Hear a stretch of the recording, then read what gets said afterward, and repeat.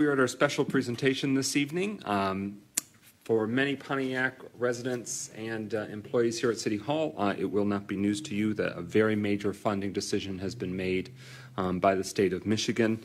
Our state representative Brenda Carter is with us this evening. State Senator Jeremy Moss had planned to come, but indicated that he will be coming at a future meeting. So we give the floor now to State Representative Brenda Carter to offer her reflections as we await the signing of the state budget, which she and her legislative colleagues have adopted with historic funding for the city of Pontiac. Good evening, City Council President Pro Tem, City Council, to our Deputy Mayor, to everyone here in the audience. I appreciate this opportunity to reflect on what happened in Lansing. Everyone should know that this has been a historic year for bills and things that concern us. All the credit in the world, Speaker Joe Tate, Representative Ranjit Puri, Representative Will Snyder, and Representative Angela Whitwer. I called their names and I'm calling them tonight because we were given a choice. And when I went into the Speaker's office to lobby for which one I wanted, I said, I have to have them both. I can't choose between one or the other because each of them are important to my community. Awesome. Well, as the budget was being done, I was notified by the names that I called that Pontiac got them both. They got them both. And I am so pleased. And this is what you need to know. Yes, Senator Moss is a champion for Pontiac, and he did work hard for the economic development down in Pontiac. He was given a choice, okay, either or. And Congresswoman Haley Stevens worked hard. She tried to get the money in Congress to fix the bridge, and that money still may be coming. But what Pontiac needs to know, and hear from my voice right now, that the Martin Luther King Bridge came from the House of Representatives. All right. Solely.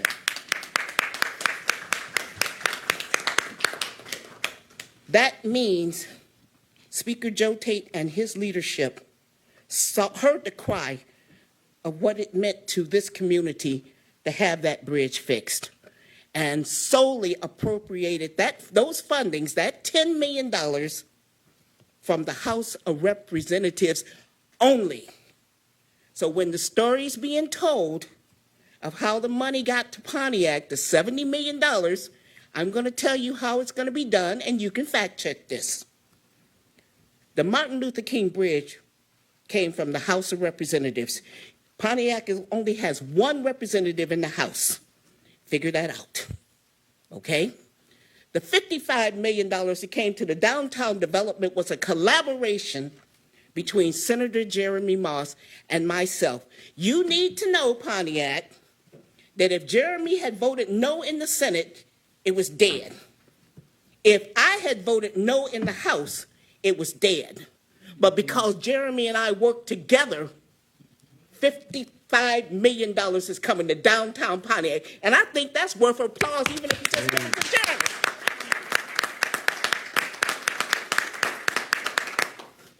So all I'm saying to you, with this budget and this city, that you got representatives up in Lansing, legislators up in Lansing. Thank you. Thank you. I appreciate that. That bridge is instrumental because not only does it connect United Wholesale Mortgage to Woodward Avenue, but it connects the east side of Pontiac to St. Joseph Hospital. So living and being up in Lansing, legislators up in Lansing, they care deeply what happens in this community. And there's not one hero in this story. It's three. Congresswoman Haley Stevens, Senator Jeremy Moss, and somebody that lives in Pontiac. That's right. Thank you. So with that, Mr. President, I appreciate this opportunity to set the record straight. 2 points I'd like to make real quickly. Number one, it was because of the belief of the people who sent me back to Lansing. So they are the real heroes here, not me. The ones who believed in me that I could get the job done and sent me back there is the ones that should be getting applause tonight. And I would be remiss if I didn't mention the call that I got on the floor when the budget passed. At the exact moment the budget passed, I got a call from County Executive Dave Coulter. And this is his exact words. He said, "You did them both. You got them both." I said, "Yes, thank you, thank you, thank you." So I really appreciate the love and respect that I've received here tonight, and I'm going to keep on fighting as long as I'm in Lansing. Once again, thank you. Thank you. Thank you for your time. Safe travels back to Lansing. We are at recognition of elected officials. Stevens? Thank you, Council President. Let's see here. There were a number of items that were brought up that I would like to address. The first is that Mayor Grimal was here at the beginning of the meeting. He very specifically came to the beginning of this meeting to discuss the proposed deal by Oakland County. He then left to go to the Mackinac conference. So that is the only reason why he is not here, because he is on his way to Mackinac to fight for more resources for the city of Pontiac with state legislators.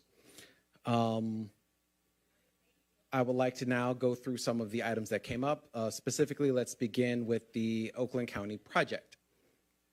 It has been questioned as to why the public in general did not know more about this before it happened. It has already been referred to that real estate deals do not get negotiated in public, because if they are negotiated in public, one of the members of the public talked about strategy, it breaks the strategy. And I would like to say that specifically, there is a thing called the Open Meetings Act. No government entity may take any action in private. I want to repeat that again. Governments cannot take action in private. They can meet in private to get information from their attorney about very specific activities. And one of those very specific activities is real estate deals. So, yes, Oakland County did have a meeting on whatever date it was that everyone has referred to, and that was an open meeting. That was not a private meeting. That was a meeting that anyone in the public could attend, and some members of the public did attend. And at that meeting, a subset of Oakland County officials voted to say, yes, we would like to have someone move forward with going into negotiating this deal. And that is what happened publicly. ARPA. The first I'd like to say is, again, $10 million of ARPA funds were scheduled to be revenue replacement. Yes, there is more than $10 million of ARPA funds that are being spent. But I want to make sure that we are not intentionally misleading the public. There's $37 million and some change of ARPA funding. So to say $10 million is being spent again, well, let's just be clear. $10 million was set aside for revenue replacement, and money was set aside for parks, money was set aside for home improvement, money was set aside for business improvement. Is Phoenix Center discussion. Councilman James, you requested to add this. I think you gave us the gist, but do you want to cue it up further in terms of the update you're interested in hearing?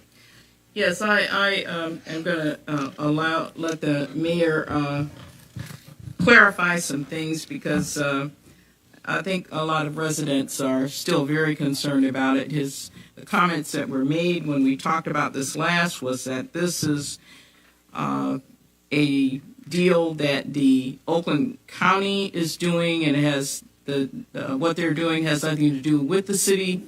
But I have concerns about two things. First of all, the fact that the city does have this agreement with the parking, the people who are supposed to be managing the parking, and we still own the parking lot. We still own, as far as I know, the entertainment area where the roof blew off. And so those areas, the assumption of of Oakland County's proposal to purchase those two buildings and to build a campus there, that assumption is clearly from the picture that was printed in Crane's. It assumes that they are going to tear that parking lot down and that they're going to tear down the entertainment center. So to me, there are a lot of questions that, as a citizen, I'm asking, that there are a lot of assumptions there that we are involved in that, to me, we're being silent about. And I don't think this is the time to be silent. I think this is the time to let people understand what is going on with respect to that purchase. And it's specifically how we as a city tie into that purchase in terms of the parking garage, the contract, the 99-year contract that the previous administration had with that supplier, and also with what we are going to do with the entertainment center. And then also the email that you sent out, Deputy Mayor, about the cost of the repairs there. I remembered hearing that we had insurance to cover that. I was kind of surprised. I wasn't surprised at the amount that it cost, but I was surprised that we did not have insurance that covered that cost. So there are just a lot of things with respect to the Phoenix Center that I think we need to have some conversation around. Mayor Brown. Yeah, so I know we talked in depth about this a month or so ago, but I'll try to summarize some of the key elements. So first of all, this is a very important topic for the community to be aware of. It has potentially a lot of impacts for the community.